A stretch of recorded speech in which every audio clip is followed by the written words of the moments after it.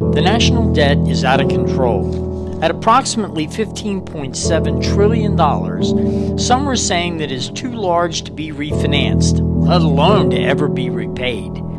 This monster started decades ago and has grown bigger and badder during the current administration.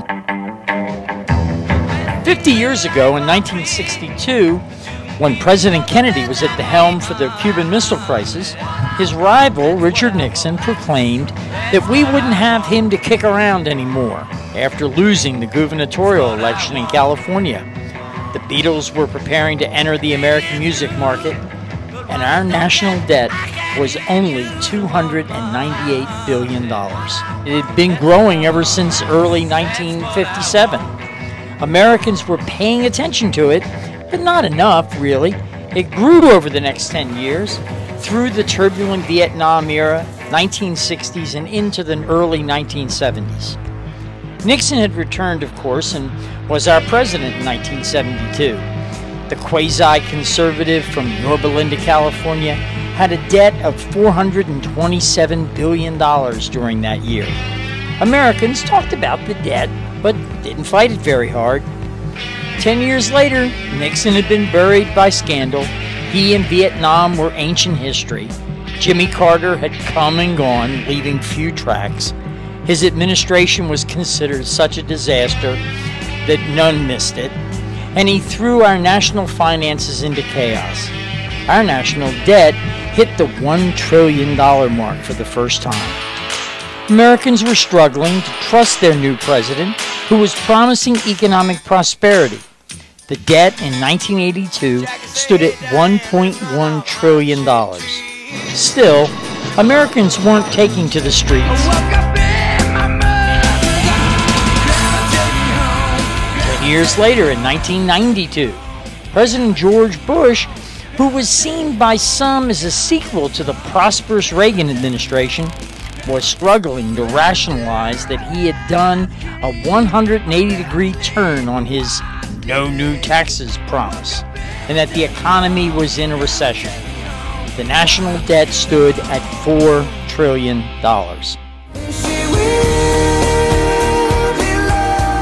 10 years later, Bush's son was at the helm. The Republican Party was going strong, poised to dominate the midterm elections. America was standing behind the president after the 9/11 tragedy. The Clinton years had come and gone, scandals and all. Our national debt had now risen to $6.2 trillion. Yet, it still does not rank as a top issue of concern for most Americans. After a decade of guns and butter, an economic crisis brought our nation to its knees, all starting with unaffordable mortgage debt. The administration of George Bush moved rapidly. It bailed out the banks. And when Bush left office in 2009, the debt had grown to $10 trillion. Finally, in the late 2000s, Americans began to take to the streets to address the national debt that was shooting up under new President Barack Obama. His own bailouts, big government, and new policies had led us to trillion-dollar deficits and a national debt that has climbed to nearly $16 trillion, an all-time high for any country at any time in history. The Tea Party appeared to raise awareness of this problem, a problem that could destroy this country and future generations. The debt was only making the collapsed economy worse and slowing down recovery. For every $2 of debt we incur, we only achieve $1 of economic growth. The Keynesians were clearly wrong.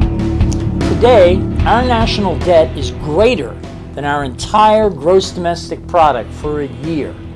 1 year's worth of growth would not pay the astronomical debt that our leaders have imposed on us.